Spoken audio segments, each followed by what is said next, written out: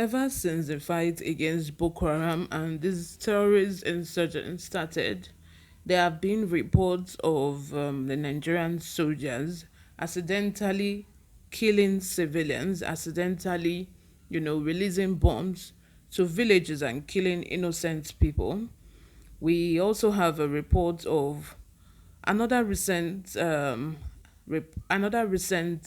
report of such event again happening at Kajuru local government area of Kaduna State, where a lot of people have fled their homes and following the attack, and 32 people are dead as a result of this. Before I go on with the details of today's news, if you haven't subscribed to this channel, please go ahead and subscribe. I don't need to beg you, you already know the drill. You love what you're watching, so why not just subscribe? Join this amazing community we have here. Also, give this video a thumbs up. Most importantly, click on the notification bell so that you can get notified whenever we post. Without further ado, let's dive straight into the details of today's news. Some villagers in Kajuru local government area of Kaduna State have fled their homes following Sunday's attack that left no fewer than 32 people dead while others were injured. The Kaduna State government, through its Commissioner for International Security and Home Affairs, Samuel Aruwan, confirmed the attack.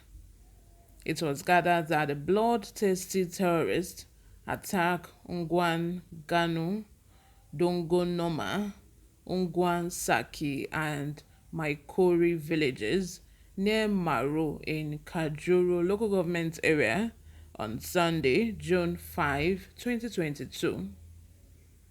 This came less than 24 hours after terrorists abducted 14 persons at Iri Station, about 8 kilometers from Udo town, Udom ward of the same Kajuru local government area. It was learned that the terrorists on Friday killed 25 locals, but as villagers combed surrounding bushes for corpses, 7 decomposed bodies were found on Monday morning. A resident of one of the villages who escaped from the attack and who craved anonymity said as the villagers were still nursing the pains of the adoption of their kinsmen and how to raise money for their release when the terrorists invaded a nearby communities twice, killing 25 persons. The villagers added the gunman came twice and operated unhindered. They came sensing that there would be no threat from anybody.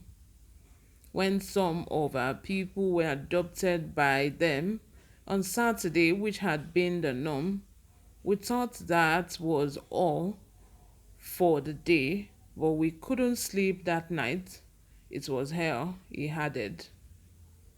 Another victim, who is temporarily staying with a relative at Sabon Tashi in Chikun local government area of the state, noted that our village, Maikori, is completely deserted.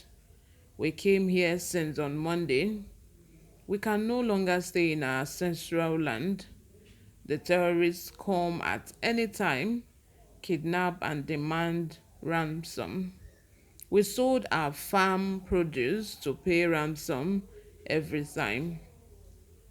He added that at Dongo Noma near Maro, more than 30 residents, among them women and children, were killed and several houses were razed by the terrorists. He continues that whenever the bandits adopt our people, they will tell us that they are going to release the women and kill all the youths. We saw a helicopter assisting the bandits. Some of them are riding on motorcycles, wielding AK-47 rifles. Some were wearing military uniforms. On market days, they will storm the market and collect funds.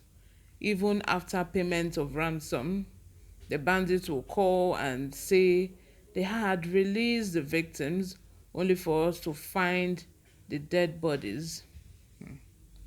Another victim, Martina Dennis, 30 years old, who fled her residence following the attack, said she had an operation in a Kachi hospital but had to come to Kaduna because of the attack at her village.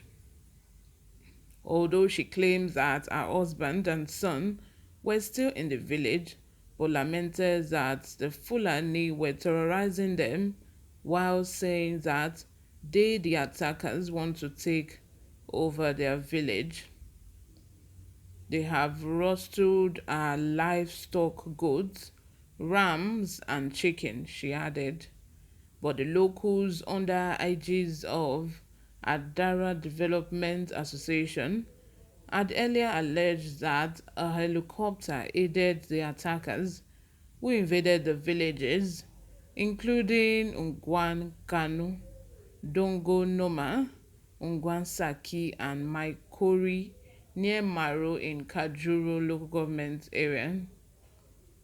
The national president of the association, Awemi Dio Maisamare, who disclosed in a statement made available to journalists, said the attack started around noon on Sunday and lasted until around 6 p.m. unchallenged. Wow. The statement alleged that the attack was carried out by terrorists who came on about 150 motorcycles carrying three AK-47 wielding persons each. To the horror of the natives, the white painted helicopter faced the brave natives instead and started shooting at the youths from the air, clearly leaving out the killers, who can be distinctly identified by the mode of dressing and from their positions. The statement reads, I feel for these people. Like, there are lots of communities and lots of villages in the northern part of Nigeria that have been left deserted just because of all this incessant terrorist attack on them, and you still have the Nigerian army on one side that would just mistakenly, or are we going to call it mistakenly now, attack civilians, innocent civilians also. This is just so sad. They just attack without unhindered, without anybody arresting them, without anybody like freely. They go in freely, they come out freely. They just go to the marketplace, attack these innocent people and go. They can even operate for hours on hours without the interruption of police or soldiers. It's just so sad. This is a kind of situation we find ourselves in Nigeria. you know Leave your comments down below. I'll be responding to all my comments. If you haven't subscribed to this channel, please go ahead and subscribe. Hit the like button. Most importantly, click on the notification bell so that you can get notified whenever we post. We still have more great news coming your way today. Please stay with us.